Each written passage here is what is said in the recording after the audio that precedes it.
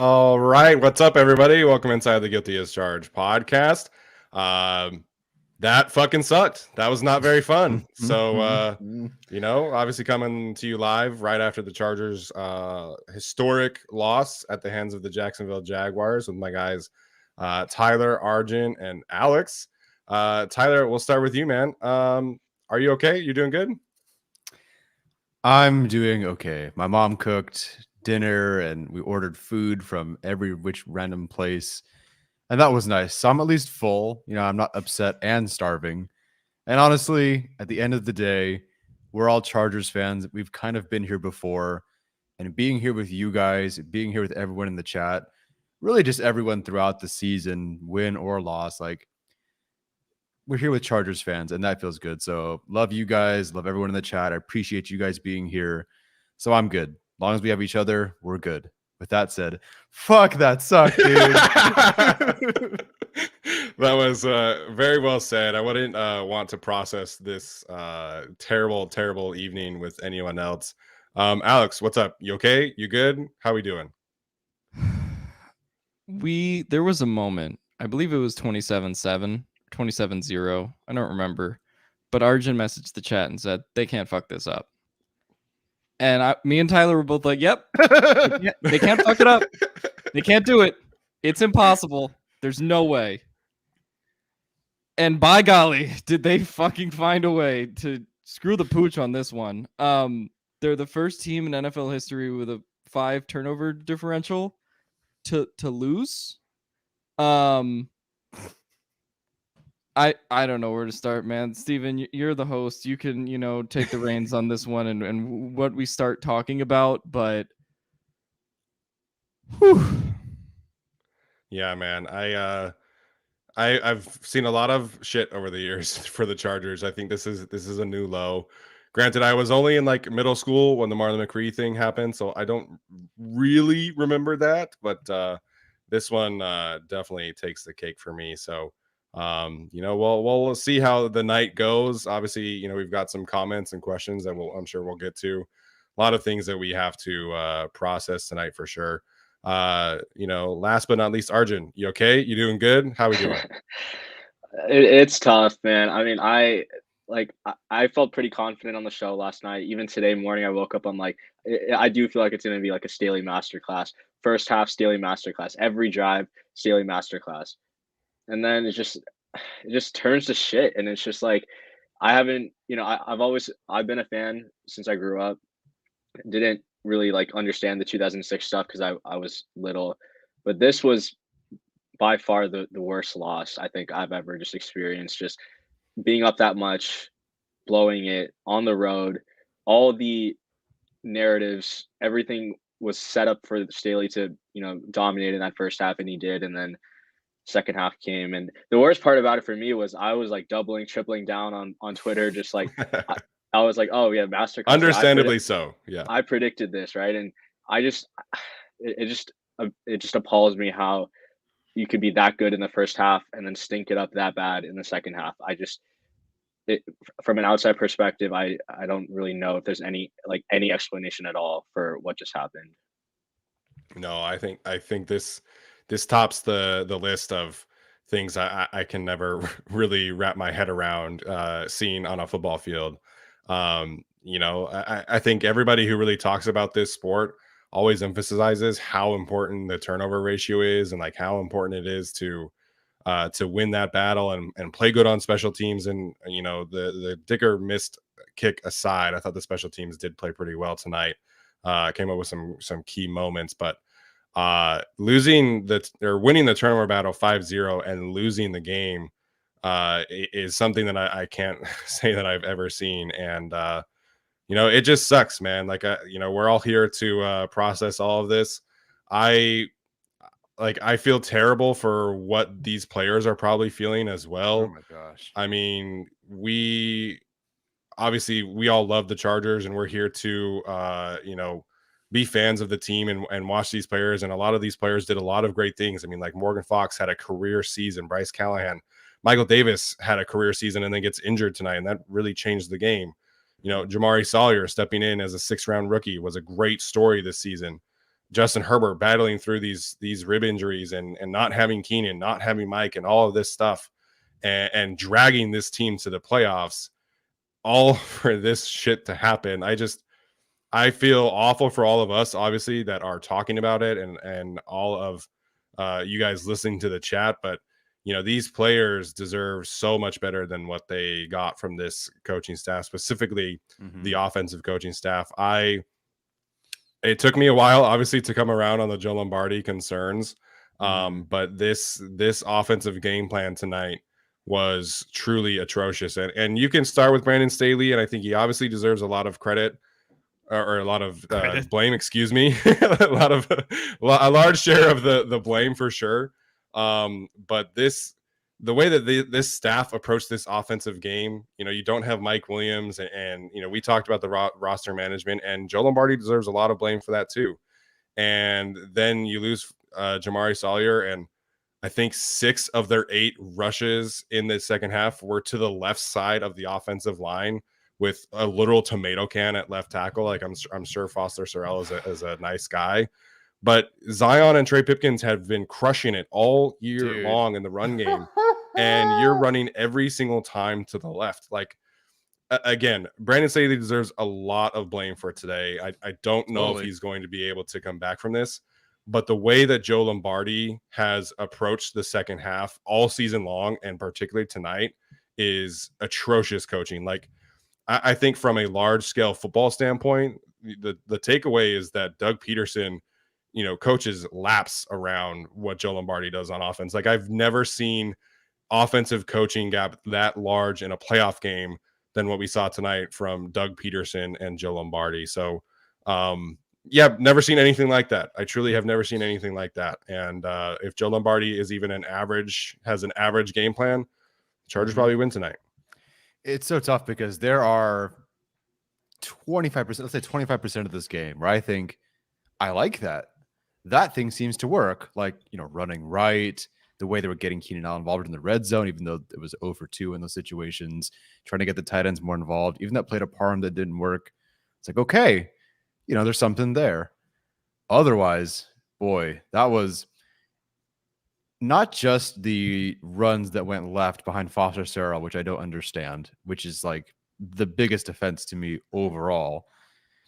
It's just, for whatever reason, one quarterback looked very comfortable in the second half, and another one did not. And granted, the one who's looked more comfortable in the second half had a terrible first half.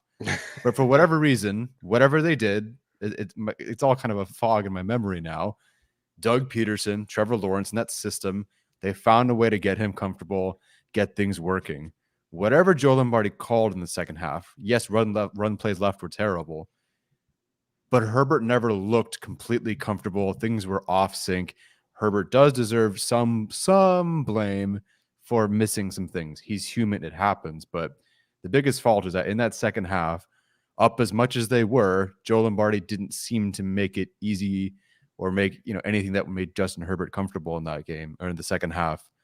And he's gone. Like there's no way he's back. I can't imagine he's back. And extending from that, because we will get into all this at some point, but just because I did get a message literally right after the game, I think we do have to talk about Tom Telesco and again, we went from Jamari Sawyer, who thank God he was even on the team this year, to Foster Sarell, and that clearly was not great. They went with 4 wide receivers last week, and Mike Williams gets hurt. Bandy gets no reps. Bandy goes into the game today, and he kind of screws up some plays, it seems, or whatever happened on that sweep. I don't know. Anyway, the message I got after the game was someone needs to be fired for roster management. And so I think a combination, whatever they're doing on offense, whether it is Joe Lombardi calling plays or whoever is doing the personnel, whatever, someone has to go. This whole offensive operation is offensive. I hate watching it. Something needs to change. Yeah. Real quick before Alex jumps in, Max Vega hit it up before the stream even started. Joe Lombardi is absolutely in danger. So appreciate the big super chat there from Max. Thank you, Max.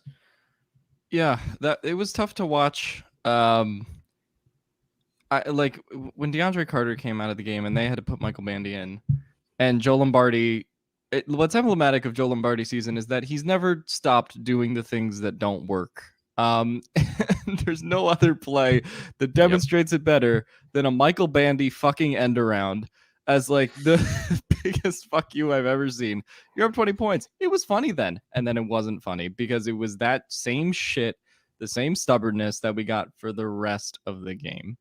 And, for them to run it to the left as many times as they did, despite Foster Sarrell being out there, I don't even know like how you can have an offensive game plan that's that bad in the second half.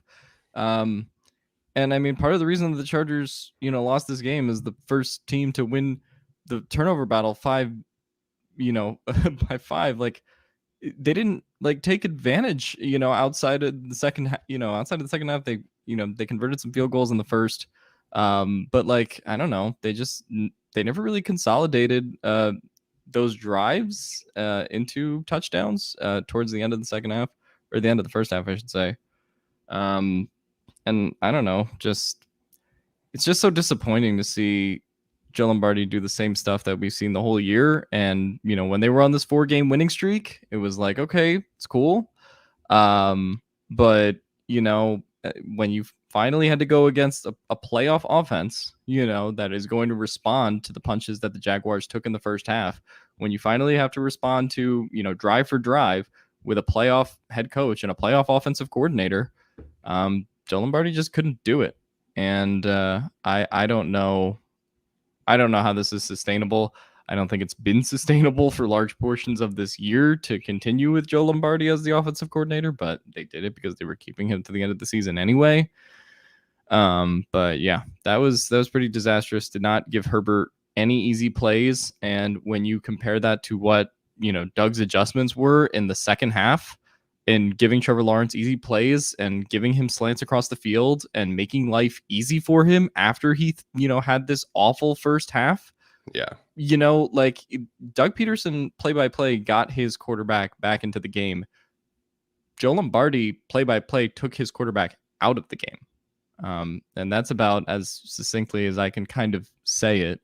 And yeah, we can talk about Staley, and I'm sure we'll get to him at some point. But yeah, this was a pretty disastrous offensive game, and it's just something's got to change. And right now, as I'm seeing it here, the problem really wasn't personnel as much tonight. It was absolutely the coaching. I think also, I don't think Justin Herbert played the greatest game. I don't think he was bad either. It's tough to really just figure out what he's supposed to do in this offense. It felt like in the second half, it was constantly third and long. This early down run game was just horrific. And it's I think you guys have kind of brought up all the points. There's just no faith. I just have no faith in this offense in general. It feels like everything is super hard for Herbert. The best plays were tight end screens. Everything else I feel like is Herbert either having to step up in the pocket and throw a dart, make a tightly contested throw. It was just an abomination of a game from the offense in the second half and the defense. And I don't know, I'm not that big of a scheme guy to know what the defensive adjustment was to what Doug Pederson did, but you could just watch that game and tell Trevor Lawrence was throwing from clean pockets almost all every single snap in the second half. Mac had the occasional sack there in the fourth quarter, but it felt like Lawrence was throwing from clean pockets all game. And then the story, I feel like, of the Chargers season, you get them to 2nd and 19, and you get a bullshit DPI on a 4-yard hitch, which all you have to do is tackle him, and you're in 3rd and 15. I understand making a play for the ball. I think that was the right play, but it symbolizes kind of everything that went on with the Chargers this year. And I think it's just hilarious or it's not hilarious. It's dumb how DeAndre Carter gets hurt. Everything us four have been talking about, that they activate four receivers on game day, and Michael Bandy is playing significant snaps in a playoff game. That is, and your quarterback is on a rookie deal. You should be able to do whatever the hell you want, whenever you want. Right. And Michael Bandy is the third receiver for at least one half of a playoff game. And look, the last thing I'll say, I was hoping Herbert wouldn't kind of put up a stinker. I don't think he did. Mhm. I do think there will be a lot of takes. I think they are warranted. There's just something that it's not that I don't feel confident in him. I just haven't seen him like take over a game this year. He did it last year at times. He did it a little bit this year, but there is something. It's not that it factor thing. I just haven't seen him kind of lead a team start to finish to victory, because I think other players like Mahomes, Brady, they would have had a touchdown to put that game away. He did miss Keenan on that 3rd and goal. It's tough to really say like how to like divvy up the blame. Majority goes to the coaching staff, but I also think part of it goes to the players as well. Yeah. I think part of it goes to the players, and like Arjun said, with roster construction, we literally sat here on the stream yesterday and we were like, well, if DeAndre Carter gets hurt, you're kind of fucked. Like, and that's, we said that if he gets hurt on a kick return, and here comes Bryce Callahan. Oh, he's in on the punt return. What happened? And the rest is kind of history from there. So I think the reason that, a lot of people are going to say that large scale change needs to happen past Joe Lombardi too, is that Tom Telesco is responsible for this roster, and, the resources it doesn't have every week to sustain itself, right? The fact that Michael Bandy is wide receiver 3 is all on Brandon Staley, Joe Lombardi, and Tom Telesco, right? Like the fact that the Chargers, never really drafted, a receiver this year. I'm not saying that would have like changed what happened today, but they just sort of invested in like, okay, well, here's our preseason guys, and like we're just kind of gonna invest and see which one's the best of them.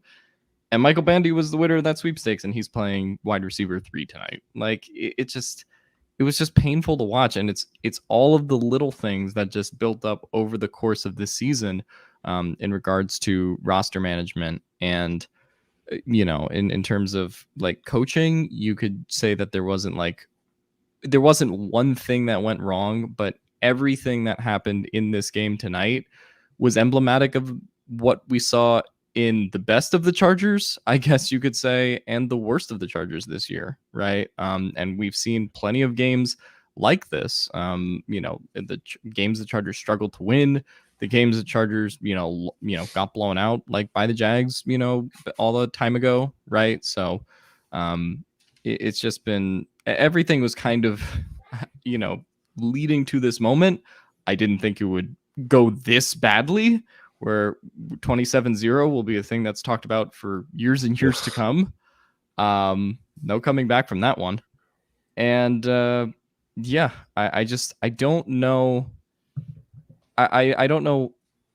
It's just every problem that they've had in the last 2 years under Staley, under Telesco, just reared its head tonight. And it was all the little things that went wrong, in addition to Herbert not playing like he was perfect, right? In addition to like all those things, because Lawrence didn't play like he was perfect either, but the coaching around him is better. The roster management around him is better, even though the Jags aren't as talented of a team as the Chargers. Say what you will, the Jags fans were attending their last game of the season last year wearing clown wigs. That's how shit that roster was.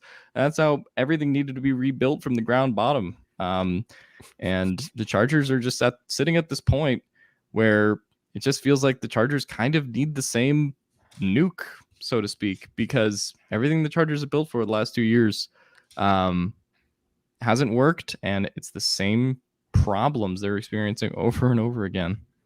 I appreciate the fact that Tyler's just over here like playing with his dog while we're all just like basking in the shit show we just watched. It's just like I think the biggest difference here between these two teams that we watched, it's the lack of easy buttons, right? Like I think you look at the way that Doug Pederson is able to scheme things up, where he's going to get Evan Ingram and all these guys in space, and he's going to use this speed analysis, and Zay Jones and Evan Ingram and Christian Kirk and Marvin Jones, like that's not an elite supporting cast, but they sure looked like one tonight, man, because the way that Doug Pederson was just dialing them up, and everything tonight for the Chargers was a fucking slog.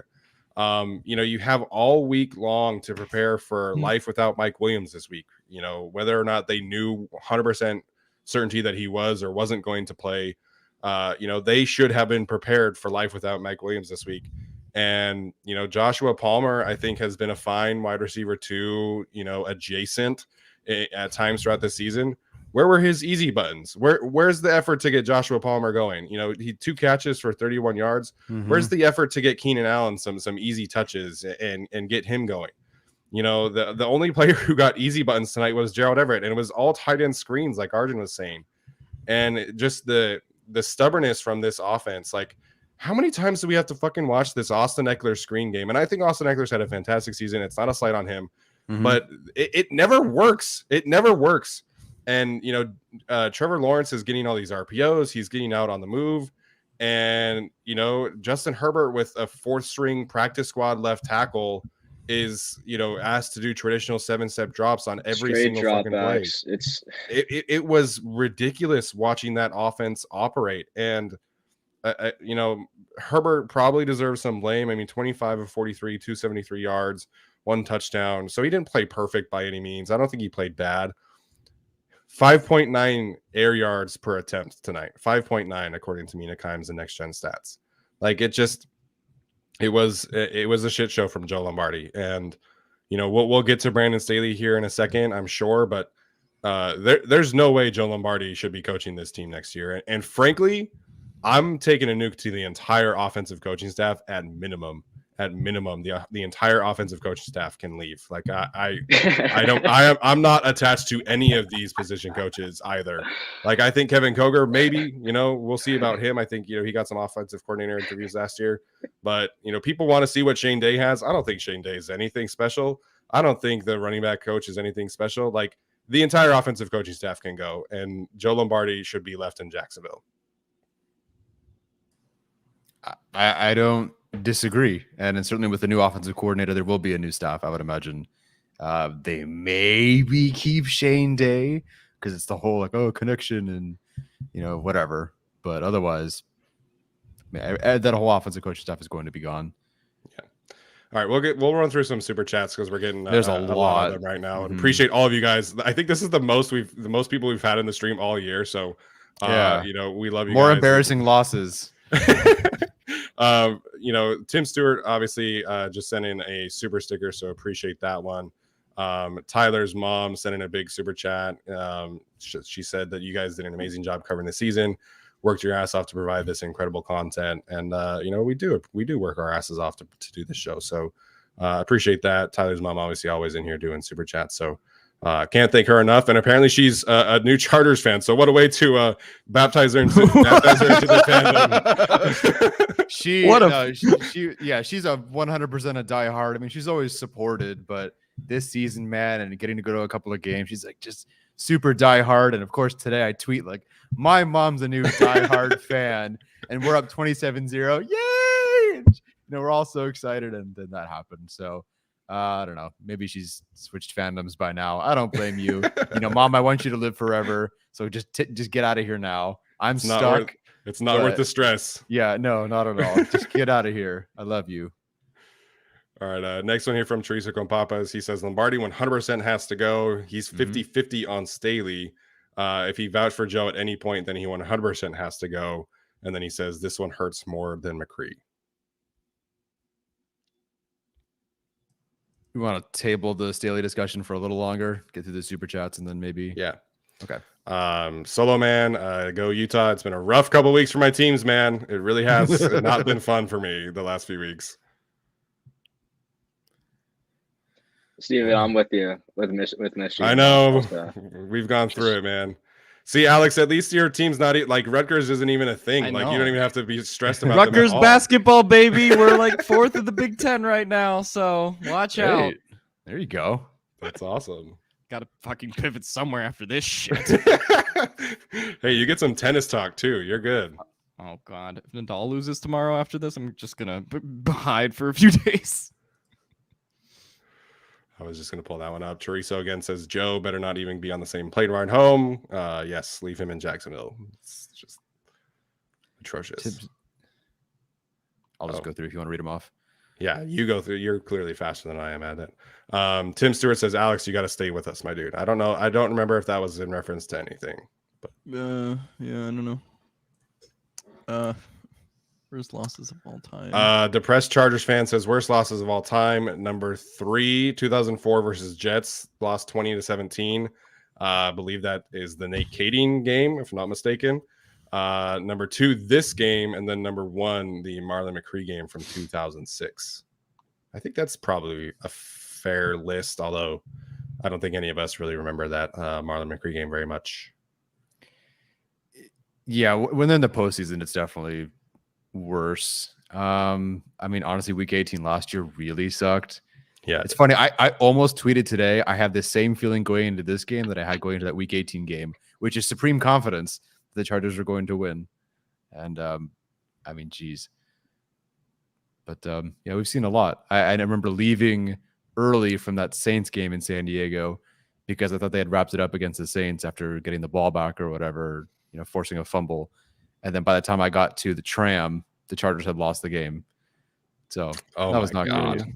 That was the stretch where they lost, I think, 3 or 4 games where the odds of them losing the games at a certain point in the way that they did was like 1 in 3 or 30 million or whatever. So that was tonight at one point they had a 98% chance of winning according to ESPN. So great. So there we go. That's fun. There's a lot of bad ones. I mean, Texans Monday Night Football. Texans last year. Texans last year. Any Texans loss. Yeah. The fact that you could count multiple Texans losses tells you there's a fucking problem. Yeah, Broncos Monday Night Football. Broncos in the Anthony Lynn era, 16+ point lead. 2020 in general. Oh Jesus, 45-0. I mean, that's an all-timer. 2018 postseason loss to the Patriots, complete blowout. Yeah, this is fun. We'll just list off. So y'all gotta look at Braden's new tweet. Yeah, I was just gonna bring that up. So what do you say? Emmanuel Acho tweeted the picture of him holding up the social media QB jersey that he made an hour ago and said the Chargers will always Charger. And then Braden Fajoko quote tweeted it and said, "You was just on here crying 2 days ago about people abusing you on social media. Mr. Uncomfortable Conversations couldn't cut it in the league, so you're trying to cut agendas, bum." It's true. Oh man. Whatever. Not gonna give him any more time. We got to get through some super chats too. Yeah. Michael Lopez says, "Blow it all up, build around Herbert, get Sean Payton, even if that means getting rid of Derwin or Joey in the process." Big changes are coming. Well, big changes are coming. I don't know if they have to do that if they want to get Sean Payton. I don't know. Yeah, I don't think that works. But I don't think that's mutually exclusive there. Okay, we can say that Joey was pretty ass today though, and he did cost the Chargers. Like that. Okay, that slop list by Callahan was beauty, and then Joey's offside, 2 unnecessary roughness on sportsmanlike. Like you just you're in your 8th year in the league. Like you can't be making those fucking mistakes as a veteran. No. I can understand Trevon Walker doing that shit. I don't understand how Joey Bosa is doing that. Obviously the production was still there when he was healthy, but like it was just like I just don't get it. And he was getting locked up by Jawan Taylor. Like we're not going to talk about like how he just wasn't getting like one missed hold. Jawan Taylor had him in clamps all game. He was getting chipped and stuff, but still I didn't see one impact play from him. Yeah, I think like the offsides, like I think that was probably a little ticky-tacky. Yeah. But if you're Joey, you can't be yelling at referees and like tossing your helmet around and slamming it like while you're on the field. Like literally walk 6 more steps and then do whatever the fuck you want with your helmet if you want to slam that shit. That was a game-changing play. And Doug Pederson ends up getting to go for 2, and it was a great quarterback sneak call. So thanks. Joey Bosa absolutely he should know better than that. It was a massive mistake on his part. I thought that he played really fantastic over the last 2 weeks, but he was not great today. And obviously made 2 big mistakes in terms of penalties. I think he ended up with 45 total yards of penalties tonight. I'm really curious. We'll never know, although we guess we could try to dig and find out if he really did get hurt against the Broncos, or if something really did pop up, because I mean the numbers were great before that, and then all of a sudden, the last time we see him, he's hurt, but then Staley says he's not hurt, and then he goes into this game and has a not so great game. Maybe Juwan Taylor's had a good game. I don't know. As far as the penalties, I'm sure there's going to be a lot of discussion about that penalty at the end that caused the Jaguars to go for 2. To be completely honest, with the way the offense laid a goose egg, and then the Jaguars were moving down the field, Jaguars probably just would have scored a touchdown anyway with the momentum they had. Like, there's no doubt in my mind, the Jaguars probably would have scored a touchdown. So definitely a lot on Joey. And I'm gonna wait to hear what happened on that first unsportsmanlike call, because I mean, unless he said something terrible, like it seemed like he was frustrated, yelled something as he was walking away. The ref kind of ran him down, and ran him down and threw a flag. So I'm not excusing the behavior on the sideline, but I feel like there's more I want to piece together. And then regardless, like, people will talk about that penalty for sure, but I think the Jaguars would have scored a touchdown if they needed it anyway. Yeah, but you're not trading Joey Bosa or Derwin James. You're not doing that. Not Derwin. I don't think. I mean, you literally cannot. You literally cannot trade them. Yeah, they're not movable. Yeah. Yeah. All right. I think people know my opinion on blaming the refs, especially when you blew a 27-0 fucking lead. Yeah, it's not not the thing to lead with. Yeah. If anything, I felt bad for Jaguars fans in the first half to some extent. Yeah, they were bad on both sides. They were definitely Alohi Gilman definitely got away with the pass interference in the end zone, for example. So they were bad on both sides. Joe Cruz says, "How can we ever trust Staley again? He has to go." I think the lack of trust is definitely something that needs to be addressed. So again, we'll kind of dive in there in a little bit here. We'll get there. Hey, we're over 1,000 live viewers. Woo-hoo! Thanks, everyone. Woohoo! Appreciate you guys, man. Crushing it tonight. All right, Tyler, let's get to the next one. Jake Ballard said, "I'm sad. This is all coaching for everyone saying trade Bosa scruff." It is all coaching. I absolutely agree with that. Oh gosh, here we go. Ricardo says, "Why are we focusing on Lombardi's job security? Staley needs to go. We should be focusing on him and his body of work, not just Lombardi." We are absolutely going to talk about Brandon Staley. It's just that Joe Lombardi was the worst coach on the field tonight. So Max Vega, "I'm done for Tom Telesco hiring first-year coaches like Mike McCoy, Anthony Lynn, and now Brandon Staley. I think it's time to hire a veteran coach." Yes, I think that's where they'll pivot if they do fire him. Hogwatch, "It's all running the ball impacts everything." Yeah, I'm scrolling, baby. What does you that guys mean? are so The Chargers can't run the ball, so yeah, I think he just meant how shit they were. You have to run it in terms of running the ball. 75% of the time or whatever. Yeah. Joe Cruz, "I have not seen Staley make any progress since his first 2 games as a head coach. First game, Commanders, sketch win. Second game, Cowboys lost. Nothing has changed since then." I think there are some things that have changed, and Tyler kind of highlighted a little bit of them this morning. I would say the way he does some things with the roster, maybe, but as far as at least from last season, I don't know if I can say that Staley's taken a big step forward or a real significant step forward as an on-field coach. I mean, we're still seeing, do I feel any different between week 18 last year and today? Not really. So just real quick on that. Yeah. I think he's gotten better at the whole game, like managing the game. He's really good with timeouts, really good in 2-minute scenarios for the most part. I think before today, he was pretty good with challenges. I didn't mind the challenge. I don't think burning a timeout or whenever the offense burned a timeout or the defense before the challenge, that was bad. The fourth down regression has been awful. I'm not saying that's cost them games, because obviously we don't know if they would have converted had they gone for it on fourth down. But whatever happened that he got less aggressive on fourth down definitely hurt them. And yeah, I mean, I have never really seen him be a great in-game adjuster like some of these other coaches are. And so, yeah, I do agree with whatever that take was, that, he wasn't that great. Yeah, and particularly the lack of aggression and going for it on fourth down, I mean, shows in this game against Doug Pederson, who basically was like, "Look, even if it fucks me, I'm going to take the 2-point conversion," right? And he went for it on quite a few fourth downs. Obviously, you could say that he kind of did it in a position where he had to, or they were down, 27-7. But at the same time, it was like, you just saw the difference in terms of, we give like Gus Bradley, for example, a lot of shit in terms of like playing prevent defense and doing that with a big lead. And I don't know, I sort of saw some of the same things from Staley tonight. Like, I mean, in terms of just what he did out there. And then, of course, just it felt like he was coaching in a way where he was assuming Lombardi would put up points, and then Lombardi just wasn't putting up points. Sure. Yeah, that's actually a good way to put it. Yeah. You know, and so, I mean, both of them, in terms of how they coach the game sort of together in that sense, I think really cost them in this game against Doug Pederson. And like Arjun said, the fourth down regression was a big part of why the Chargers even came close to the playoffs last year. And for them to not go for it as much this year, I don't know if there's a specific game where I would say it would cost them, but to not be as aggressive and meet the moment and the way that Doug Pederson did, I mean, like it did really cost you tonight. Yeah, and to both of you guys' points, Arjun retweeted this tweet from Eric Eager. Chargers kicked a field goal on 4th and goal from the 4.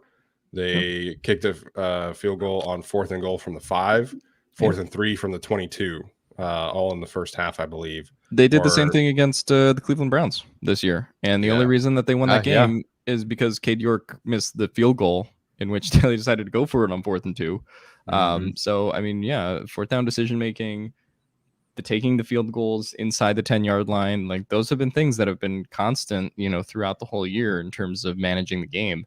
And doing it tonight in this way against this particular coach, it absolutely cost Staley. Yeah, and Eric said that they go for all of those last year. I don't know if they would go for every single one. I think the take the field goal in the second half, I think you probably agree with doing that. You definitely needed points in that regard. But I can't remember a single time Brandon Staley kicked a field goal within the 5-yard line last year. And I feel like Brandon Staley also considered like what the point in the game was, right? Or like what you're stretching the score to, because in reality, like the decision to kick it in the field goal that Dicker ended up missing, you were stretching a 2-possession game to a 2-possession game, and that's something that I know Arjun has like kind of said before. So again, the Jags need a touchdown at the end of the game if Dicker just hits that field goal, but at the same time, like they also would have just needed a touchdown with a defense that was pretty much fully breaking down to win that game either. So I don't know if going for 3 or would have made a huge difference like instead, or if they have that 3 points, I probably changes how the Jaguars and the Chargers call the game, but the Chargers defense kind of fully imploded by that point. Yeah. All right, let's get to some of these other super chats here, and we can chat about our beloved head coach. Christian Hernandez says Jags switched to man second half, doubled Keenan and nobody else got open. The O-line sucked too. Play call was the same. Jags were ready for that play action shot. Again, this is the easy button thing for me. Keenan getting double teamed, you have to have an answer for that. And Doug Pederson had answers and Joe Lombardi did not. So when your whole offense is predicated on your receiver winning one-on-one battles, there's no mesh, there's no rub concepts where you're able to beat man coverage. And Keenan, I think, has been good since he came back. He's still, I think, not the same receiver he was. Palmer, I think he's been fine, but he's still like, I don't know if you can rely on him. And you have Bandy as wide receiver 3. You have to create as the offensive coach, play caller. You can't rely on these players to win one-on-one matchups, especially given their age, their status, and just playing an away game. A crowd's like there's not a lot going for you. And I think I agree with whatever Christian said. The Chargers just couldn't figure out the Jags man defense, and I think that that's why we saw Herbert taking more sacks than we did in the first half. Yeah. Go ahead, Tyler. I don't know if you had something else there. Yeah, just I don't watch enough of the plays and keep track of the plays, but it just feels like, in particular with the run game, there's some tell, or just they're running the same plays over and over again, where it just seems like if you ever play like Madden Mobile and you call the same play over and over again, at some point, like the defense just drives through your offensive line. If you've played it, you know what I'm talking about. It's just what it feels like sometimes with the Chargers and Joe Lombardi, where it's like, I think the play should work. And I think that the way they call it, like there's enough good blockers and good backs and whatever. But the Jaguars and teams all year have been keying in on exactly what the Chargers are doing. Like you can tell even in the run game, like not just stick concepts, like even in the run game, guys know, the teams know what the Chargers are about to do. And I don't know if there's a tell. I don't know if they just run the same thing at a certain spot or whatever. I don't know. But that's a huge problem that it will be addressed, I'm sure, by a new coach. I hope. Yeah, and I think it's a combination of Doug Pederson making that adjustment, right, in terms of what he did to stop the Chargers offense in the first half, or in the second half, I should say. Plus, I mean, obviously Michael Davis gets hurt, and after Michael Davis got hurt, the Chargers had no answers for anybody, whether it was, Evan Ingram, Christian Kirk, Zay Jones in particular, right? Like, and Michael Davis's loss was definitely felt in that game, particularly with Zay Jones.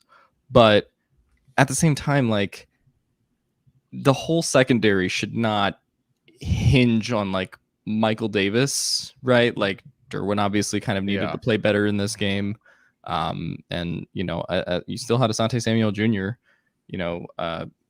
Ja Taylor has been serviceable in some snaps, right? And you saw Bryce Callahan as your kind of weapon too. So the way that this secondary was kind of coached in the second half, particularly the last 10 minutes or so of the game, also after Michael Davis was out, I don't know, like it just kind of goes back to how like top heavy this roster is a little bit, where it's like, okay, if you don't have Michael Davis or JC Jackson, what kind of is your secondary? And it was just kind of a full like implosion tonight in that regard. And yeah, I don't know what you do going forward there. Obviously they have a decision to make on Michael Davis. I assume he'll be back. But yeah, just really tough stuff in general for, Staley being the mastermind that he is to, or that he's supposed to be, to not really be able to figure out how to do anything in that fourth quarter without Michael Davis and not getting pass rush pressure. Didn't figure out how to manufacture anything.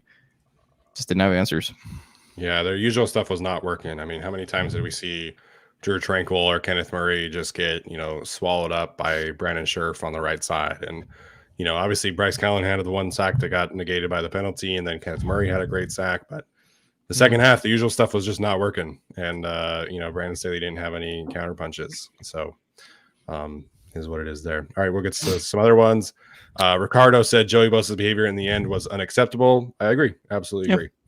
Absolutely. Derek White, Ficken, and Ansley are the only coaches I actually care about keeping at this point. Man, I love Ryan Ficken. I think he's such a fantastic coach. Like, I was laughing there. They give up the biggest return of the season to Agnew, and then he does a pooch kick to the blocking tight end. Like, I was just laughing so hard at that. Troy Reader using one of the other Jaguars players to like run into the punter legally was fantastic. So whatever happens with the coaching staff, Ryan Ficken needs to stick around, needs to get a raise. And if the Chargers lose him, I'm going to be very, very upset. Yeah, 100% agree there. I'm seriously I know we're going through this. Thank you everyone for sending in these super chats. Sorry, we're not getting to anything else, but like, this is a lot. So thank you so much, guys. Yeah. Aries Creed said at halftime, I told my friend Jags will adjust. If Chargers tighten up and play safe, they'll lose. It is so disappointing to see less creativity in these situations. Lance Terrazona, I think I said that right. He says, GF and Mom are with us in this therapy session too. Appreciate it. Appreciate the family watching the podcast tonight. Go get different mobile devices though. We need the 3 views, not the 1. Yeah.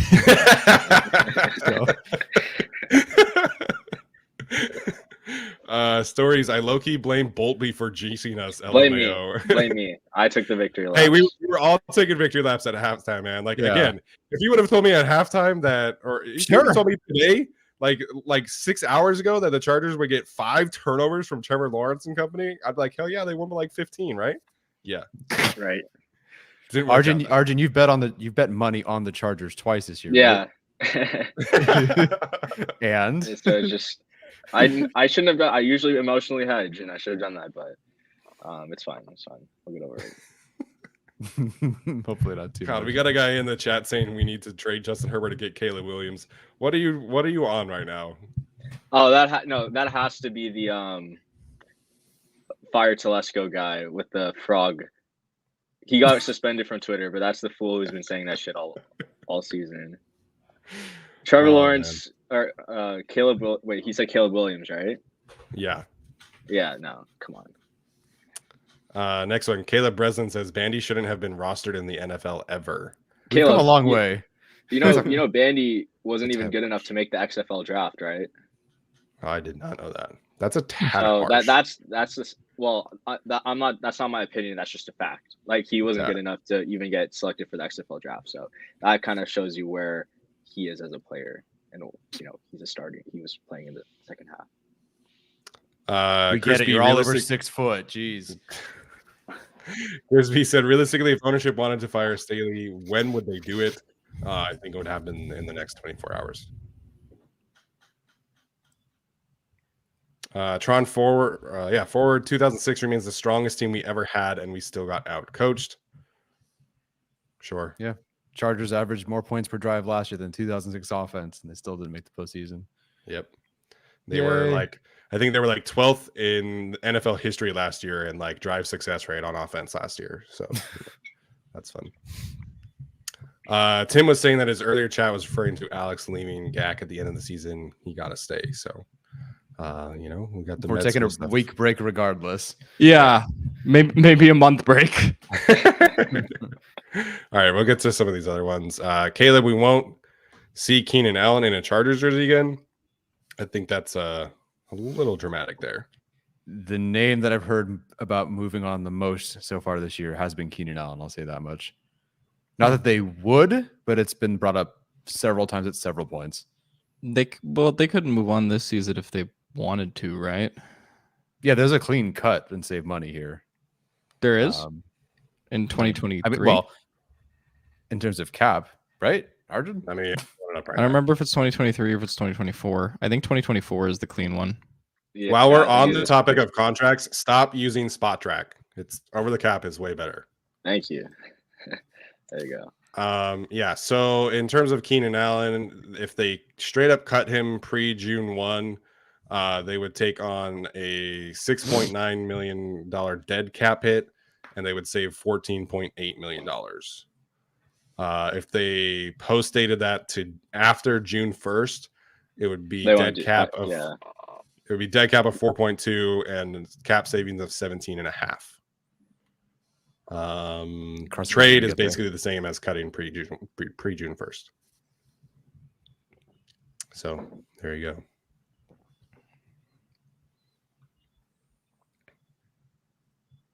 All right. Max Vegas said, not going to lie, the ref chased him down. Hall of Fame instigator. I agree. That was not ideal behavior, I think. Oh, man. We got a lot more of these, don't we? You want me to read them? On a switch? Go on a for break?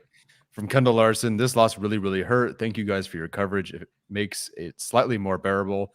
Hopeless now, but I believe I will hope again. Come some coaching changes. Thanks, guys. Oh yeah, we're winning the Super Bowl in about 4 months for sure.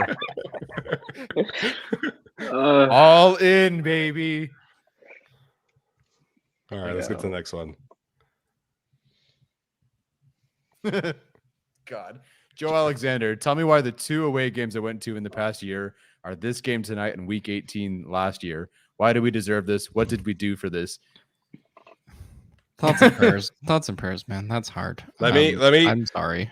Yeah, let me say this too. So Brooke and I have been to other Utah games, like away games where they've won. My parents, however, the last games that they have been to were this year's away games. This year's Rose Bowl, which was an atrocity. Last year's Rose Bowl, the Pac-12 championship loss at the hands of Justin Herbert in 2019, Pac-12 championship loss at the hands of Washington in 2018. They went to they're like 0-6 in their last road trip game. So, shit happens, I guess. What a life. Yeah. From John Webb, Foster Storm 2.0 is a first what it takes to get Peyton. Denver doesn't have a first to give. We'd be competing with them in Arizona. Thanks, bolt up. Cliff Kingsbury, hope you enjoy Thailand. I've been there. That was awesome. Thailand. That was a great tweet. It was also a great tweet from Bridget saying that she thinks there's going to be more one-way tickets to Thailand after the game. Ooh, interesting.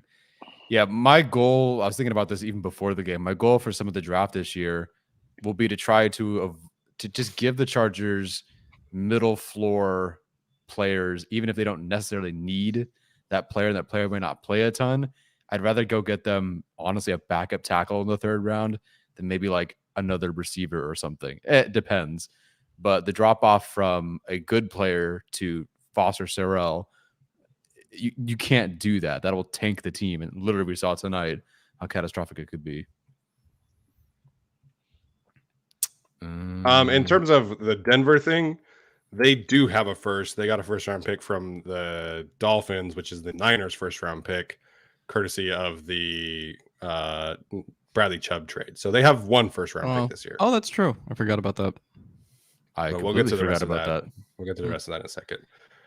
Have a good day says, am I crazy for wanting the front staff to draft Bijan? Run game is absolutely atrocious. They have way too many other needs to draft a running back in the 1st round. If you think the running back is the problem, you should just look at the O-line blocking. Like, I know Eckler hasn't been as good as a pure runner this year, but the O-line just can't run block for shit. So this is not run. Bijan won't solve the problem, I promise you. Right. I mean, and if they had Bijan, then they're just gonna run him to the right, and and if that's an improvement. Yeah, I'll take it to the right. I'll take Bijan to the right. I'm not maybe they Bijan run him to the right. left. Sorry, I meant to say they'll fucking run him to the left, and he'll run into Foster Sarell's ass, and so then if he's on the team next year, dude. Storm Norton was on the fucking team this year, so they didn't use him. Alex was right. Oh no, they didn't fucking use him for shit. But I mean, nice dude, I guess. All right, Topher been here since 94-95. If Staley is so analytical, why didn't he realize the Jags game plan was the same in the 2nd half as the first game we played? I don't know if we can say that 100% certainty right now. It seemed like in the 2nd half they were pushing the ball downfield more and a lot more screens, which the first game was mostly RPOs, which the Chargers locked up in the 1st half. But it seemed like the Chargers were focused on stopping that even in the 2nd half, even when the Jags adjusted, which again, that's a problem. Yeah. Topher again, 14-2 with Schottenheimer. Now we get this trash Madden on pro difficulty type play. That's a good way to say that. Oh, hey, Will Struthers, shout out to Will Struthers, man, former fellow Bull Beat writer as well. Appreciate the content this season. Super awesome to see what you guys have built. Unbelievably embarrassing loss, but that's he said, what's the timeline on staff news? Hard to see any hope beyond cleaning house in the heat of the moment. So appreciate the super chat there. In terms of the coaching staff, we'll run through it as best as we can here in a second. I want to get to some of the specifics here, but Christian Hernandez again, why doesn't Herbert running anymore? I feel like coaching has to do with it. Lombardi never called any rollouts or got him out of the pocket 2nd half. They called, I think, 1 play action shot and it was a sack. So, because they called the same 3 plays. Running is also part of the ribs. Like, I mean, totally. Had cracked ribs for 3 months. Yeah. Kendall Larson says, what do you say to Chargers fans after this? I'm sorry.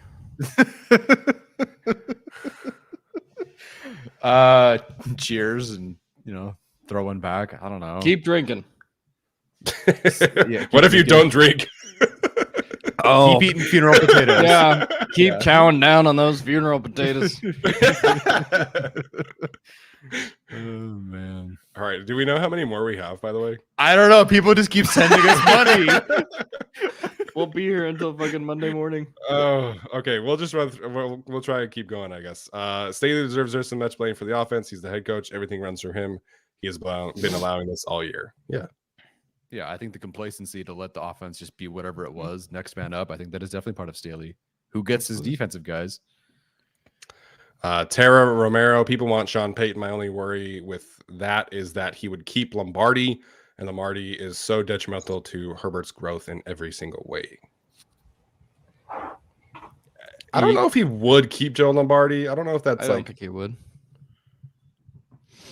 Like, it wouldn't surprise me if he decided to keep Joe around, but also in that instance, Joe Lombardi's not calling plays. Like, that's all Sean Payton. So, I've said this same thing. It's like, you're talking about like the difference between Matt Nagy and Andy Reid. Like, it's not the same thing when the disciple runs it. Like, Joe Lombardi is the master of the offense. We made it. We made it to what? That was the end end of the super chats. That was the Oh. end. Okay. Okay, is the discussion properly tabled? Okay. So talking about Brandon Staley, first and foremost about Sean Payton, because Sean Payton is obviously the name that everybody wants to talk about. So we'll talk about him, or at least mention what it'll cost to potentially get him, and then we'll talk about Brandon Staley. So there was a report, I believe, from ESPN a few weeks ago that the Saints were looking for a trade package of sorts for Sean Payton that was comparable to the trade package that the Raiders got, or excuse me, that the Raiders got from the Buccaneers for John Gruden back in the early 2000s. That trade package was 2 first-round picks, 2 second-round picks, and I think it was like $8 million in cash. And that's the first thing when it comes to Sean Payton. I don't know if that is exactly the trade package it would take, but it's not going to be like just a first-round pick. Like I saw a comment in here, like throw a couple seconds at the Saints. They're not doing that. They're not doing that for Sean Payton. You're going to have to give up at least 2 first-round picks, in my opinion. The other thing is that you're going to have to rework his contract and pay him at least $20 million a year. So those are the other things that you have to talk about when it comes to Sean Payton. That's the hot name. You're talking about at least 2 first-round picks, and you're talking about $20 million in a contract, while also paying Brandon Staley his buyout, which it's not a ton of money, but that is what it is. So that's the Sean Payton stuff that I wanted to get out of the way, clarify that. Everybody kind of asking about him.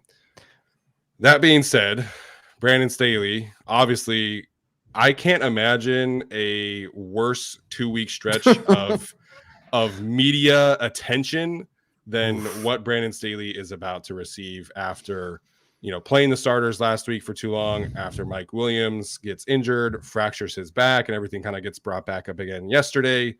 And now you're talking about the 3rd worst blown lead in NFL playoff history in consecutive weeks. So I don't know how tuned in the Chargers front office is going to be, Chargers ownership going to be with the media and the way that they are talking about him.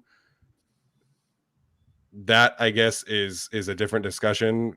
To me, I think the Chargers should move on at this point and try and get a different coaching staff to maximize this window, because whatever you think of the players, whatever you think of the window, they went all in on this window. I just think it's pretty clear at this point that this coaching staff is not the right coaching staff to maximize this team. Tyler. Oh, okay. There, like you said, could not have been a worse scenario for Brandon Staley, because even before the game, you and I had similar thoughts on that Ian Rappaport, segment or whatever, where, he reported that, even though Staley earlier in the week said that it was just his decision, like, yep, it's definitely me. Ian Rappaport all of a sudden has a segment that, yep, the entire organization and everybody was behind this. It was an organizational decision to play Mike Williams and really the whole team through most of that game. So to me, I thought that was signaling, because, you feed one guy information, they feed it to everyone else, you speak through the media, that they had Brandon Staley's back. It would not surprise me to see Brandon Staley back, although I do think both of the coordinators are fired if he does return. Until what happened tonight, where it's like, I don't think they could have done a worse thing. Not only, and it wasn't just like, yes, they blew a huge lead, and that's fireable as is. But you could even go further and go back to last week, where if you say, listen, if they had Mike Williams, they might have won tonight. Now, again, that's a whole wishy-washy topic. We've already covered it, but I really thought before the game that they were signaling that they were going to stick by him no matter what. With this loss and the embarrassment tonight and ending the season the way that they have, and frankly, beating up on some bad teams and then losing to the Broncos en route to the postseason, like, I don't know, man. I really think so. I've been out since the Kansas City game. Like, I've made that clear that I was out on this coaching staff by the Kansas City game. But they were at a point this game where I was like, yeah, you know what? I think they've turned it around. And instead, they just got out-coached in the second half, which makes me think that, like, okay, well, the players did well in the first half, and you got out-coached in the second. I don't know. I think at this point, I can't trust Brandon Staley to continue to do better, I guess, next year, which sucks because like you could see a path, and there, if he stays, this might happen. There's a path where he could get better, and you get the right offensive coordinator. Like you go find your Ryan Ficken that turns around your offense. I mean, this seems a great team potentially if they're healthy. But I just don't know if you can trust him to get there. And unfortunately, there's been too many missteps throughout the year in other areas for other reasons. I just can't trust him to pull this off next year, to be completely honest. It sucks, but it also felt like the one thing when they hired him was, well, there are always going to be changes in the offensive whatever, because they're going to keep, the offensive coordinator might get hired or whatever. And there's no real stability around Herbert in the offensive system because you have a defensive-minded head coach. I feel like if you're going to make that break and officially commit to the offensive head coach, whoever that is, I do think this is a great time to do it. Yeah. No, Brandon Staley should be fired. Tom Telesco should be fired. There's no coming back from this. Oh, Telesco for sure. Yeah. Look, 27-0 is 27-0, man. It's kind of as simple as that, but part of it is, like Tyler said, maybe there's a world where you hire an offensive coordinator and you like continue to wait for Staley to develop. You can't fucking wait for Staley to develop anymore. Like you have to get a coach in there, whether that's Sean Payton, whether that's somebody else, I don't know. But who is this? It is this an established coach, right? Like Doug Pederson out there tonight. Like if Doug Pederson coached this game for the Chargers, they win, right? Like if Bill Belichick coaches this game for the Chargers, they win. If Andy Reid coaches this game for the Chargers, they win, et cetera, et cetera. How are you going to continue to ask Brandon Staley to like go out there and coach against Andy Reid and John Harbaugh and all of these guys in the AFC, which he's going to have to continue to do for a number of years when he hasn't really proven that he can do it? And every time he goes against one of those coaches, he loses, right? I mean, that's all you can say. Look, he beat Andy Reid once, right? In his first year, Bill Belichick lost to him, and then tonight against Doug Pederson, where Doug Pederson like didn't even really do anything that was like all that special outside of like turn up the aggression and kind of change the RPO game plan. Doug Pederson didn't like do a whole lot in this game to take it away from Brandon Staley, and he just never adjusted, man. Like, this is a team that, especially when you talk about going all in, right? And, restructuring the Khalil Mack contract and, extending all the guys on this roster for the long term for this Justin Herbert window. I don't know how you can bank on Brandon Staley improving in another year and sell that, A, to the team, and B, to the fans / the media, right? I just don't think you can do it anymore. And like, the media is about to have a fucking field day with Staley. They deserve it. Like they deserve their fucking field day with Staley because they said he was going to be shit. And he decided to play Mike Williams in that game, lost Mike Williams, and then blew a 27-point fucking lead afterward, right? Like they were right. Like, I mean, a lot of it is going to be like, grandpas on fucking ESPN talking about analytics and screaming at the sun. But like whatever method they got to being right, they were fucking right about this, regardless of what their take on it is. So, as far as like, obviously the fourth down stuff, that's Staley's whole like thing with the media in addition to all these other things that have developed this year. But like Staley hasn't given any reason why I think he should remain the head coach, right? And anything that he has given that's positive, we've talked about, the game plan against the Dolphins, the game plan against the Titans, and some of the games he has won this year.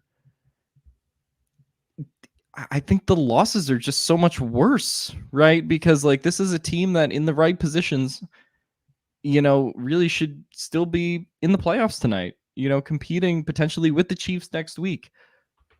But the reason they're not in that position is because of Brandon Staley's poor leadership tonight, poor coaching tonight, and the decision not to bench Mike Williams and the decision not to bench the Chargers starters last week.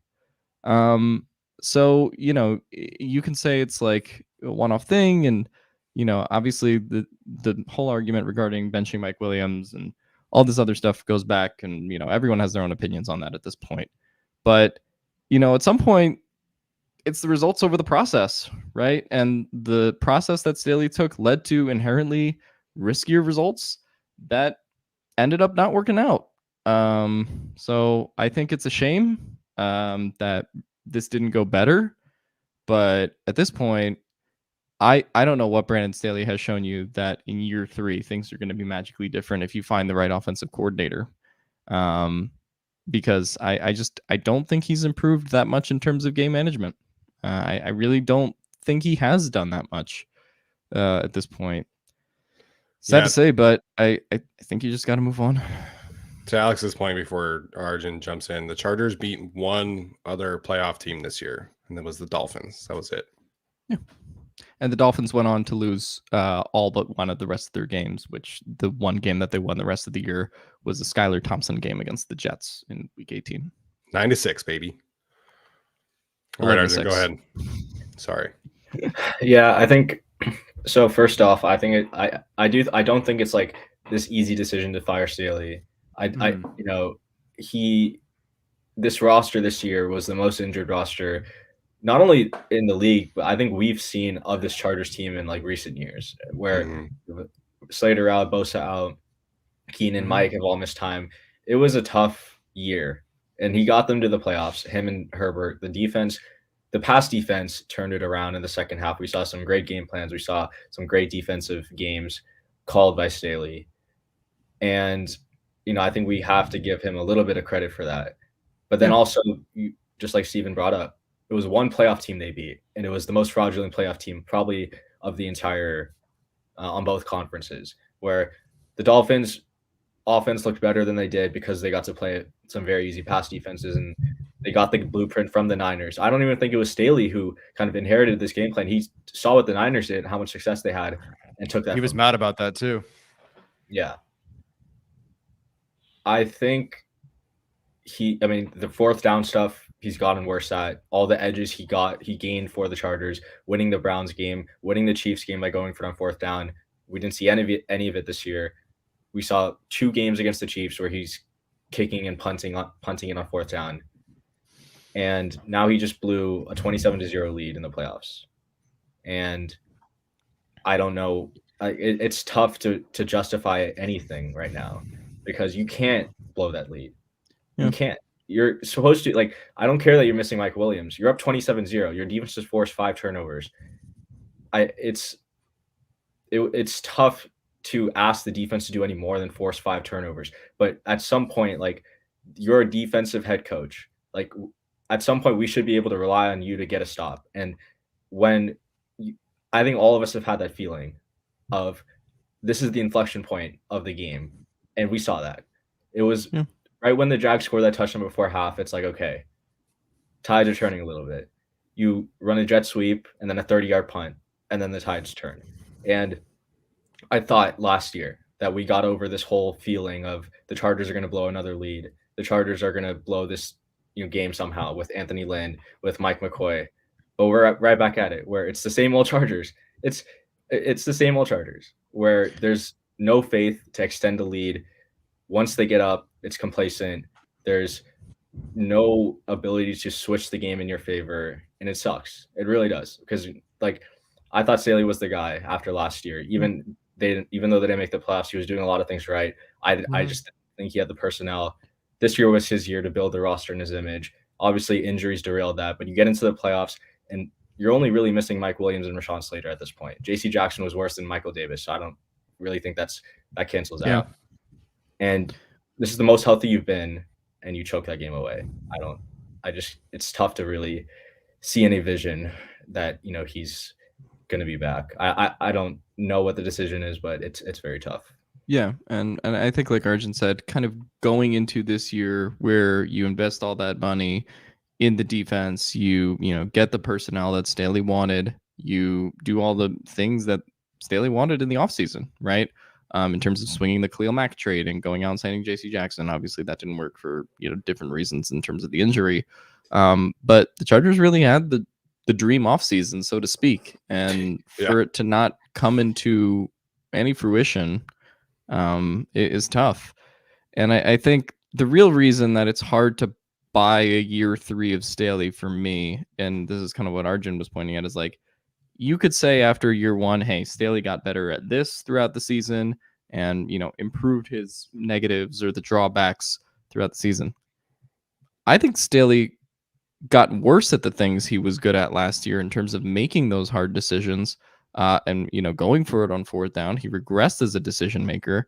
And then the things that he was bad at in terms of, potentially coaching up to his competition and the in-game adjustments, those got worse this year, right? So it's in addition to saying we're kind of going in the wrong direction here, right? If you want to see a coach who comes into the league and every year improves, that's just not what you're seeing with Staley right now. I think you can say he improved after year 1. I don't see how you say he improved in year 2 to the point where you can give him a year 3. And in fact, it's hard to say he didn't regress. Especially considering A, what the expectations were, and then B, the situations that he was put in and what he did with said situations. This year was supposed to be different, and it wasn't different because of the various deficiencies of the coaching staff, whether that's Staley himself or Lombardi, or, kind of the rest of the leadership vacuum in that sense as well. So tough all around, but like everyone in the chat, everyone on Twitter, we're talking an hour after the game, so everyone's obviously frustrated. I don't know if this is what people will think in a week, but if you're asking me in a week whether I'm going to change my mind on whether he should be fired, I don't feel like I'm going to wake up tomorrow or a week from now or a month from now and think anything different. There's just been regression on all fronts, and I think the Chargers need someone who is proven. Yeah, go ahead, Tyler. No, I think you're probably about to say the same thing, where if they do fire Brandon Staley, they've always pivoted to someone. Granted, it's usually been with Telesco, and I do think Telesco is gone regardless. They've always pivoted to someone who's different and uniquely different. And whatever the previous coach was lacking, they've always pivoted to what that candidate had that maybe that previous candidate didn't have. And, McCoy, you go to Lynn for the players, because McCoy just, you could tell that he just had no control over a locker room. Lynn had the players, but he was backwards thinking, or wasn't forward thinking at least. Staley's the forward thinking guy, defense side of the ball. And so now I think your only option left in the way that they should pivot. I think at this point with Herbert on his rookie contract, you have to. Veteran coach. And I really don't want a cycle of them interviewing Jason Garrett, but they're going to do some stuff like that.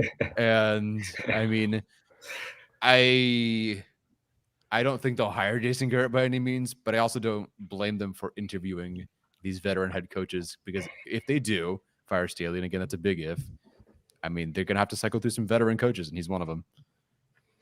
Yeah. So first and foremost, regarding Tom Telesco, I've felt like this is his last chance. This was it. Him and Staley had, presumably a much more collaborative relationship than previous coaching staffs. And, it was everything was kumbaya in the off season. And, it was a great off season, like Alex highlighted, but there's just no way to justify, him sticking around to hire a 4th head coach. Like there's just no way.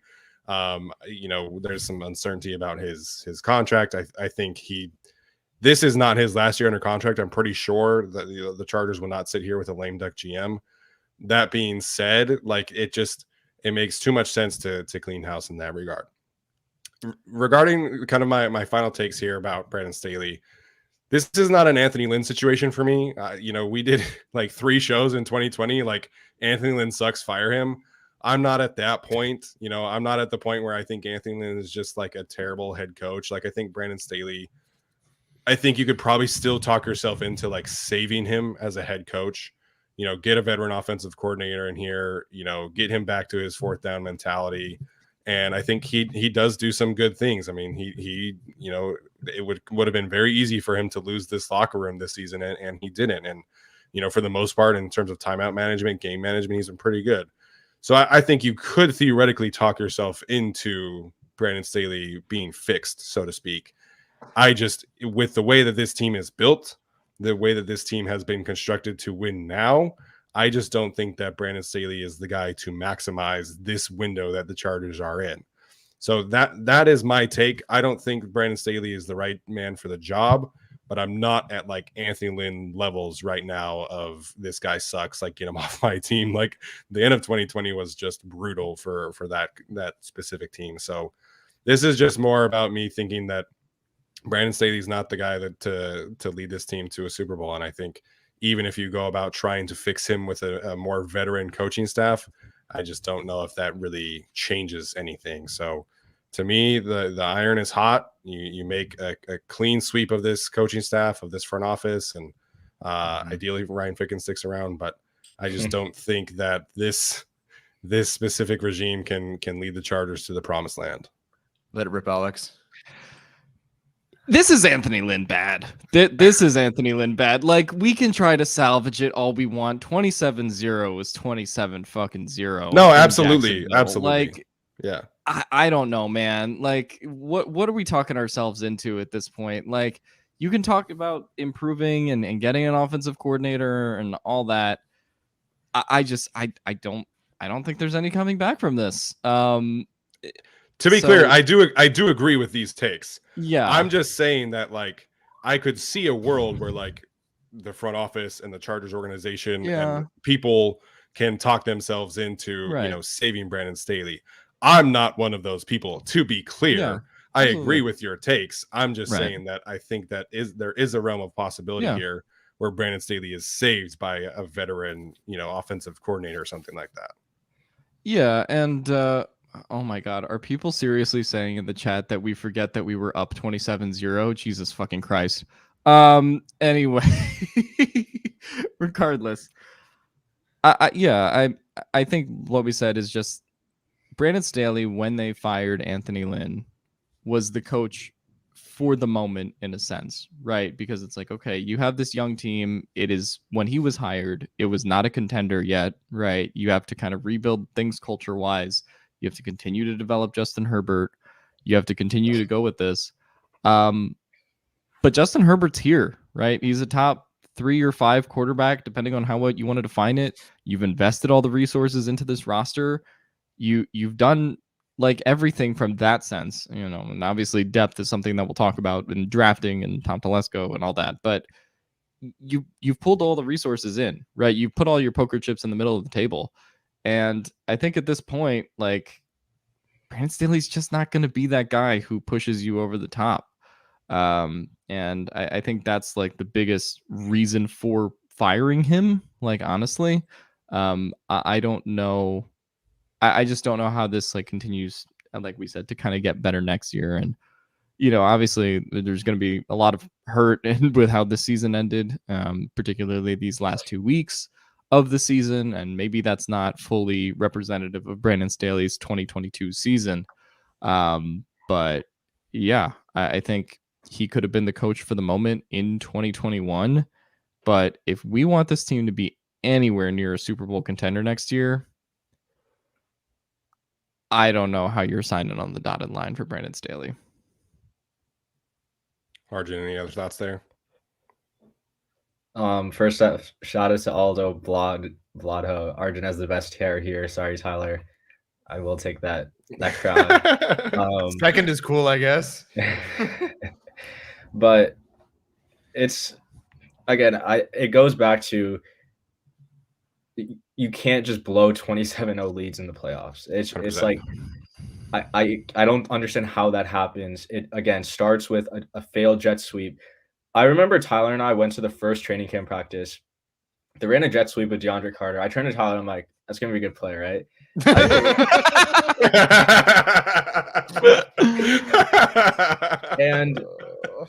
and it hasn't worked all season in the biggest stage. I don't know if that was Herbert's check into a jet sweep or an audible, or that was the actual call, but you can't be running third down, jet sweeps to Michael Bandy. And even if your defense, Brandon Staley, got you 5 turnovers, got you great field position, I don't think that excuses you from giving up 24 points and a half. Did the Jags even like punt in the second half? I think they probably punted like once or something. Like at some point you have to get a stop. Like you're a defensive coach. And when the Jags were down 16, it was like, okay, they're going to score. When they were down 10, it was like, okay, they're going to score. There's nothing that I got from Brandon Staley this year, even last year, that he can adjust. They've gotten cooked by good offensive coaches like Andy Reid, like Kyle Shanahan, like Josh McDaniels in the second half of games. And we saw that today, where their first half game plan is great. Staley knows how to game plan for an offense based on the script. Based on their script, based on their past film, better than many coaches in the league as a defensive coach. But what he struggles at, and I haven't seen any growth from him here in either 2 years, is adjusting on the fly. And that's a problem on both offensive and defensive coaching staffs, where the offense looked great in the first half. Herbert was firing on all cylinders. In the second half, they go back to the same standard 7-step dropbacks. It felt like they barely used any play action. Nothing to get Herbert on the move to kind of mitigate Foster Sorrell. And you're still running the ball behind Sorrell instead of Zion Johnson and Trey Pipkins, who have been moving people all year. So it comes back to you can't blow a 27-point lead in the playoffs. But how does that happen? It's because you're not adjusting as a coach and you're still playing conservative in fourth down and high leverage situations. Yeah. I don't know. Before Alex jumps in, the last drives of the Jaguars, they had the touchdown before the half. And then in the second half, they went touchdown, touchdown, touchdown, field goal. Yeah. And like 4 of those drives were like 14 plays, 7 minutes off the clock too. Like it was extended drive after extended drive. It was awful. Like real quick, I think a great measure of like how good a coach is just look at the third quarter. That's when you go into halftime and make your adjustments. That's when you go into halftime, you look at the film and say, this is what they did. This is what we're going to counter with. The Chargers are the worst third quarter team in the NFL. I don't care what the Vikings are. The Chargers are the worst team. And it's like, everyone knows as a Charger fan that in the third quarter, they're going to stink it up. And it's how bad they stink it up to how much they have to mitigate in the fourth quarter. And today they couldn't mitigate anything. And on top of that, Dicker misses a kick to potentially give them a chance to at least win. And, now we know the end result. Yeah. And I think the biggest thing with that is just like Arjun said, lack of adjustments in the third quarter. It's not coincidental that they've been the worst third quarter team every game. And then the one time they were a good third quarter team, it was against the fucking Rams, right? Like that was the one time you could point to a third quarter and be like, oh, they did good. All the Rams were dead and they were playing Baker Mayfield for like 3 weeks. So, like, at this point, really what it just comes down to for me, and if you're not a good adjustments coach, it's really hard to buy you as a candidate in the AFC. Like I said earlier, you're going to have to go against Andy Reid. You're going to have to go against John Harbaugh. You're going to have to go against Sean McDermott. You're going to have to go against Doug Pederson, presumably for like the next number of years here. And Brandon Staley probably had like the worst possible year he could have had from an adjustment standpoint to be able to convince you that he's going to be able to go against those guys and come out on top. And I didn't even say Bill Belichick because the Patriots aren't in the playoffs this year. But, same kind of concept there. Yeah. Official stats for the Chargers in 2022. 29th in offensive scoring in the third quarter. And 25th in defensive scoring allowed in the third quarter. There you go. They're like the Golden State Warriors are the best third quarter team like in NBA history. The Kevin Durant 2019 Golden State Warriors. The Chargers are like the complete polar opposite of that. Like, they're the shittiest third quarter team of all time in American professional sports. There's no other team that's worse than them. I every single week I'm like, shout out to Panasaurus Rex. Woo, not 32nd. Yeah, right. Every single week I'm like, yeah, the Chargers won the toss. They deferred. They're gonna get the ball in the second half. And it doesn't mean shit. They never score a touchdown in the third quarter. It's so frustrating. They won the coin toss like 16 times this year, man. And they had the ball to start the second half in every single game. And it didn't mean shit all year long. It's so frustrating. They scored like 4 third quarter touchdowns all season long, man. Like they broke that streak against the Rams, and then they didn't score a third quarter touchdown last week or today. It's so frustrating. Tonight, I was excited in the third quarter when they started and they punted from their own 40. Because you know what punting from your own 40 is? Not going 3 and fucking out to start the half. That's how shit this offense is in the third quarter, man. Like, it's horrendous. So Joe Lombardi certainly can't be back. I mean, that's a non-starter. But like, I don't know. Like, in terms of the coaching staff in general, like, I mean, the thing that Arjun just said a couple minutes ago, you know, you're kind of judged by your adjustments, especially when all of these teams are uber talented and they've stacked all the pieces. There's no really untalented team in the AFC. They're all up there, you know, and right now the Ravens and the Dolphins don't have their quarterbacks in these playoffs, but if they did, you know, it would really be a tight race between those teams. But, you know, as the Chargers, like, you're not going to play like the fucking, I don't know. You're not going to play the fucking Cardinals every week. And even when they played the Cardinals, they looked like shit for most of that game too, until Gerald Everett got a 2-point conversion. But I don't know, man. Like, it's just really tough to watch, again, from an adjustment standpoint. And I don't know how you go into next year, even if they hire a new offensive coordinator and be like, well, now the third quarter offense is going to work. And if you're the worst, I mean, I honestly think this is kind of merciful that they lost this game, because if they went into Kansas City next week without Mike Williams and without DeAndre Carter, and without Michael Davis and had a Joe Lombardi stinky third quarter in that game, you're probably talking about them losing, I don't know, 51-20. But I don't know, man. Like, this is just, it's tough to take, and I don't know how it gets better from here.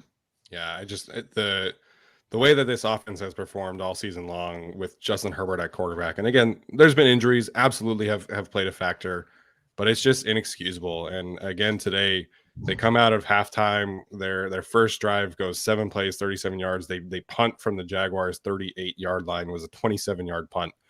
But you look at the plays that were run. It was an Austin Eckler run right, their only run right of the second half. That was tackle for loss for 4 yards.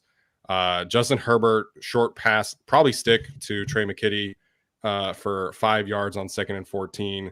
3rd and 9 at the LA Chargers 26. They run a screen pass to Gerald Everett, which was taking 25 yards. It was a pretty badass play by Gerald Everett, to be honest.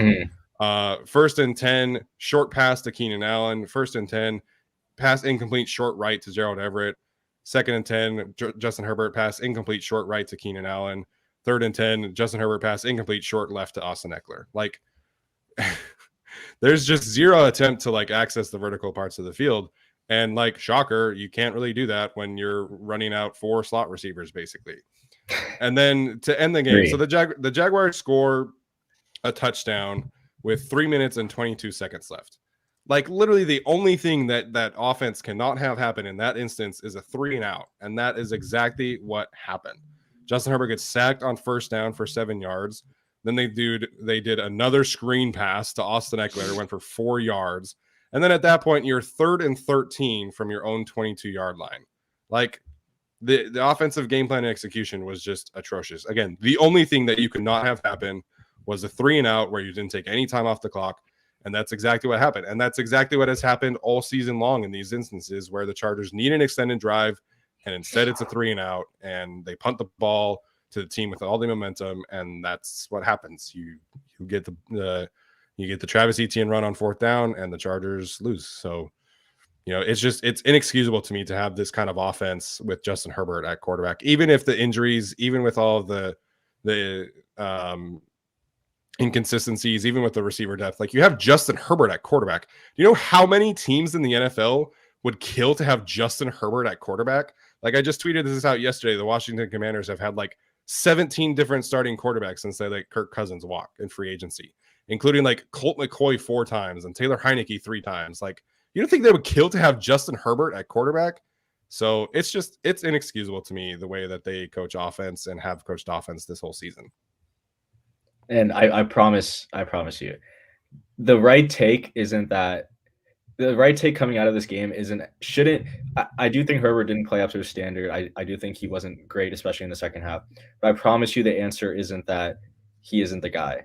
And I think, if anything, this was a game that kind of propelled Lawrence into that tier 2 now. I said it in week 16 that I thought he could be a tier 2 quarterback, and now I think he's even with Herbert, but this is not a Jags podcast.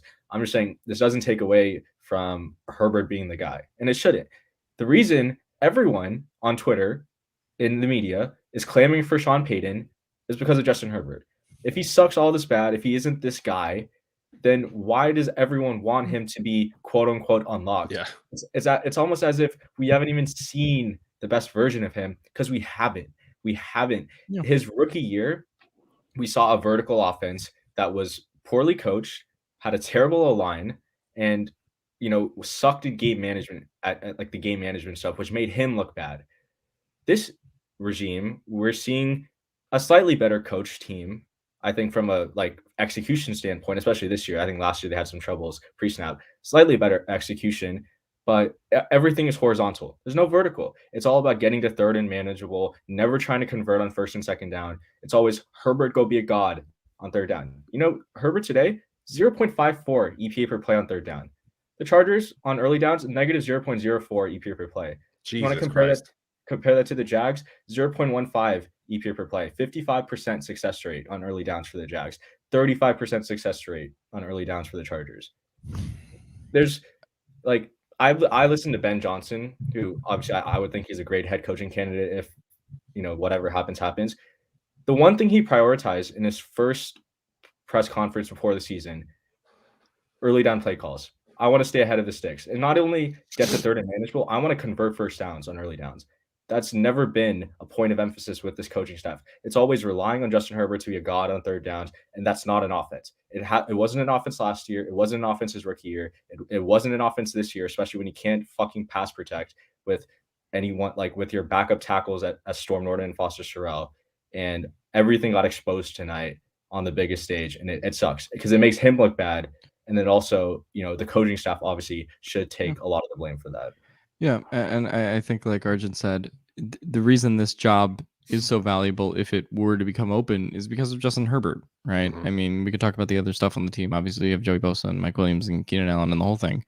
But he's the guy that makes the engine run. He's the guy that makes, Sean Payton not really take the Cardinals and the Broncos jobs super seriously, right? He would rather fucking have this Chargers job over all of those positions, right? That's pretty clear from what we know so far as the Sean Payton thing.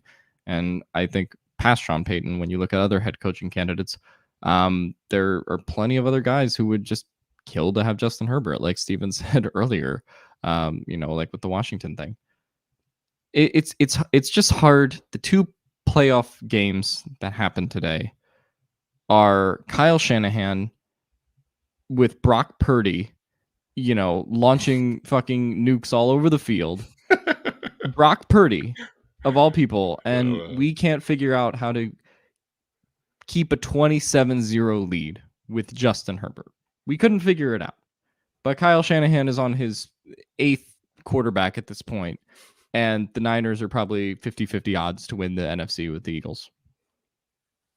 What are we doing? Not saying the Niners aren't a more talented roster, but at some point, you just know when you have a coach that can maximize everything you have, and that when you have a coach that can hold everything back.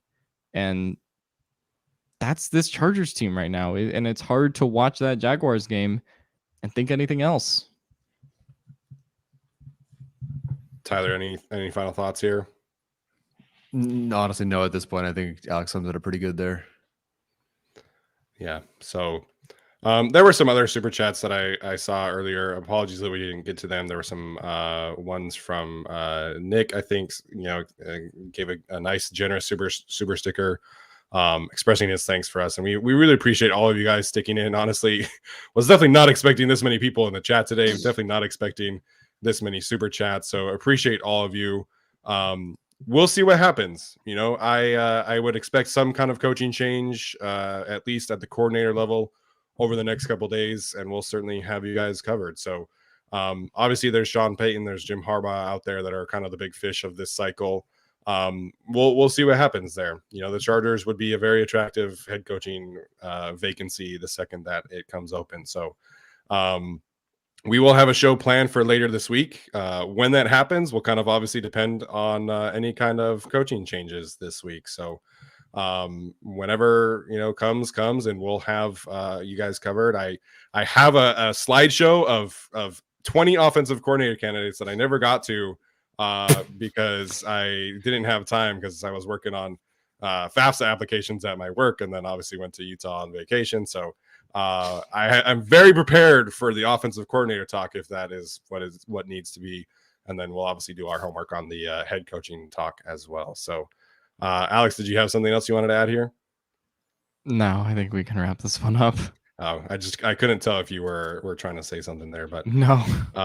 Yeah. So appreciate you guys. We'll keep you posted on everything. Obviously this was a rough one, but thanks everybody for tuning in. So that's going to do it for us tonight. Hope everybody is able to get home safe.